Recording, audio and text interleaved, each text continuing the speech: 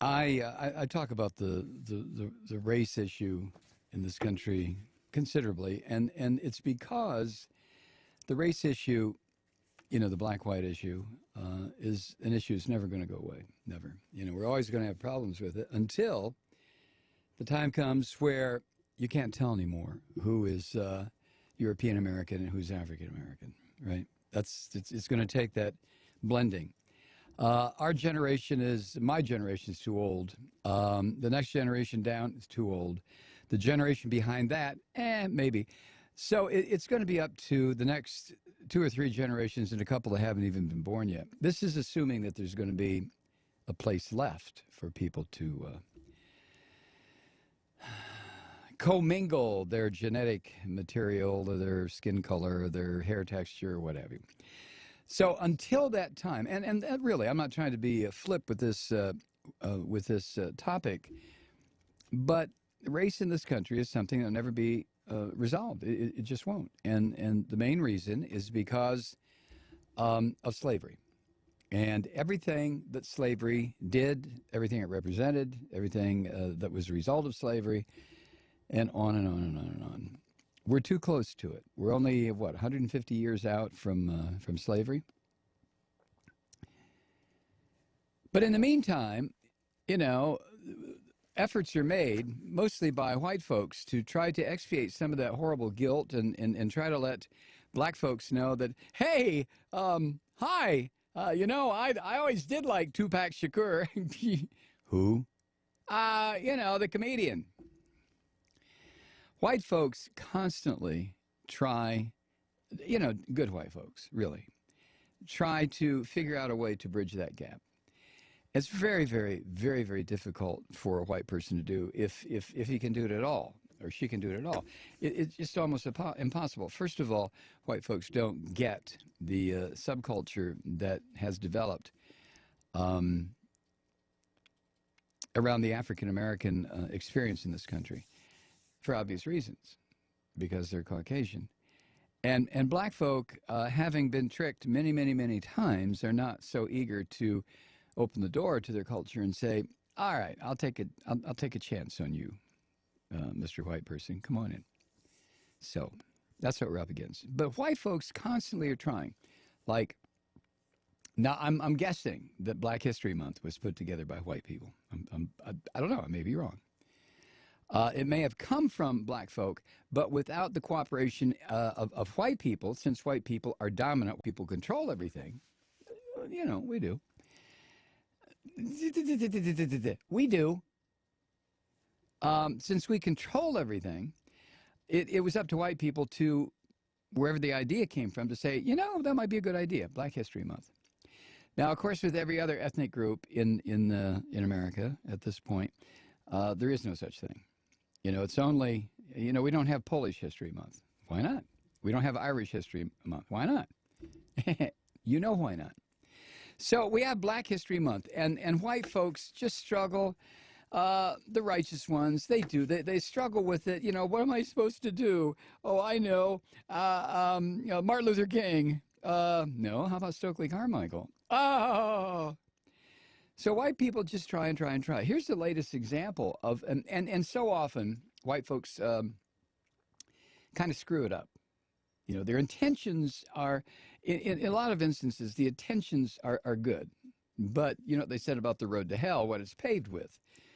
Here's the latest example. Kay sent this to me. This is from NBC television in San Francisco. There's a private school in Northern California.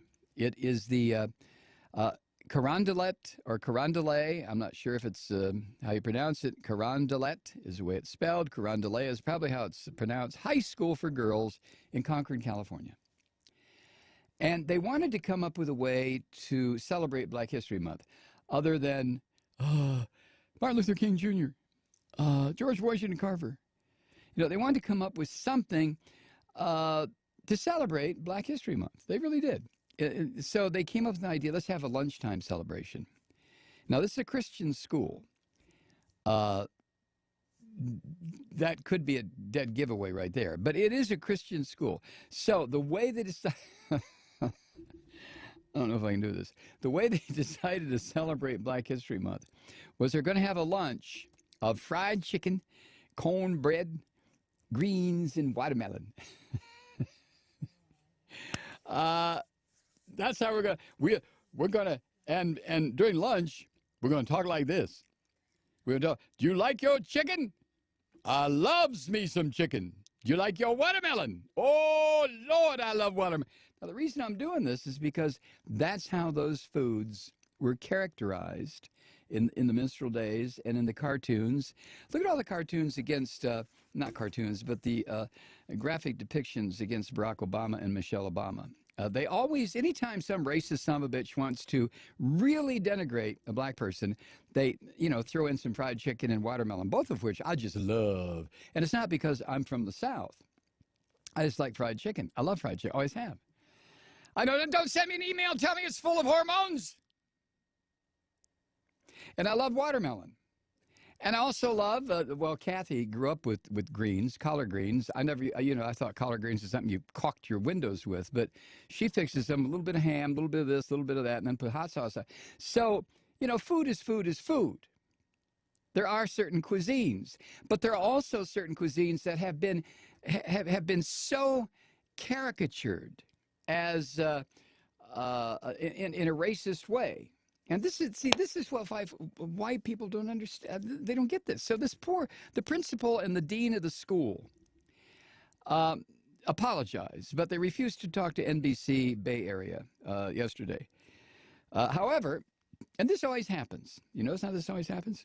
After there's a screw up like this, school officials held an assembly on campus to discuss the issue.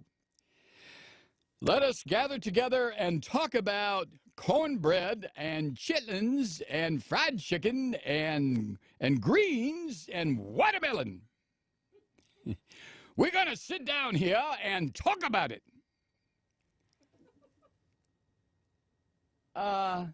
You ever sit down and talk about kielbasa or duck's blood soup or pierogies or no?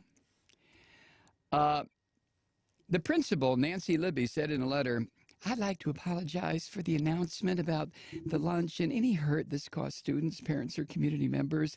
Please know that at no time at Carondelet do we wish to perpetrate racial stereotypes. We really didn't. Now, a professor at University of San Francisco, there's always a professor, they bring him out, and he says he can see why some students and teachers would be offended, even though the lunch may have been well-intended. And like I say so many times, white folks just they don't know what to do. Oh, what do we do? What do we do? I know. Let's have lunch, and it turns out just screwy, like this. This professor said, "Look, chicken, watermelon, collard greens, those stereotypes of black Southern culture that come from the same place where the N-word comes from, can get all mushed up together, so that when black folk are told, for example." We're going to celebrate Black History Month. Eat your collard greens. No, I would prefer. Do you have French onion soup? No, French onion soup.